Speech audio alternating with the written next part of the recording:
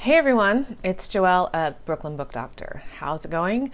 I just wanted to stop in and talk a little bit about a couple of books I've been reading lately that I really love. They really inspire me as a writer. And this is really important to me because I spend a lot of time with authors, helping them to structure their book, helping them to get to the root of their idea, which sometimes isn't clear right away, and that's normal, and being very practical about the book writing process. But when I get to read, I like to not be practical at all, if I can help it, because it allows my imagination to be nourished and it gives me a lot of pleasure. In fact, I don't like to read books front to back if I can help it. I like to read around in a book. So I might start in the middle. I might go to the end and read all the acknowledgments and then go back somewhere to the beginning and skip around. And I really find that very satisfying, which is completely different than what I do with clients. I'm always structuring them to have a beginning, middle, end, and to take their readers on a journey. And this is very important.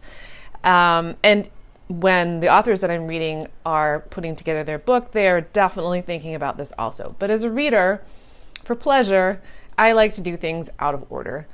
And so one of the books that I've been reading lately for my pleasure reading is a very literary writer named Mary Gateskill, and it's a book of essays that came out in 2017 called Somebody with a Little Hammer. That's the name of her title essay. And she's a deeply literary writer, which means she really follows the train of her thought in a very permissive way and allows herself to go in a lot of different nooks and crannies and explore things with a lot of depth, which is something you can't do so much in prescriptive nonfiction. That means how-to books or other kinds of more practical nonfiction that are not literary. You can't really do that so much. So one of the things I really love about this book, one of the essays, so the book is a lot of reviews of things, of books, of music, some films, and then there's some personal essays. And one that really blew me away is called Lost Cat, and it's about a kitten that she ends up adopting in Italy and bringing back to the US, and then the cat gets lost before it's a full-grown cat.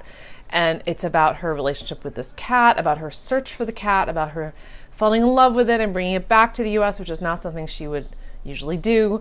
And then it gets intertwined with these children she knows. She doesn't have children of her own. So you can see it's like a layered, multi-level story of nurturing something vulnerable and losing it. And it's a very wonderful essay. It's long. It's 50 pages or something like this. Originally published in Granta, which is also amazing that they published such a long piece, which is pretty rare these days. And super amazing that she could keep our interest in this very winding journey she goes on from beginning to end with like tons of amazing insights and quirkiness and even humor, even though it's a little bit of a sad story. So I got to read this and I felt completely absorbed in it, completely satisfied by it, to the point where when I finished, I just couldn't talk to anyone for a while. I just really needed to let this absorb, to sink in. And I felt very satisfied by this reading experience. And this is a really important part of being an author also, is having satisfying reading experiences, because it gives you a sense of what's possible, even if you're not writing a literary book at all. It gives you a sense of pleasure in the craft of writing and the experience of reading. And of course, that's something you want and you want your readers to have also. Thanks for watching. If you thought this was interesting, you like to check me out at brooklynbookdoctor.com.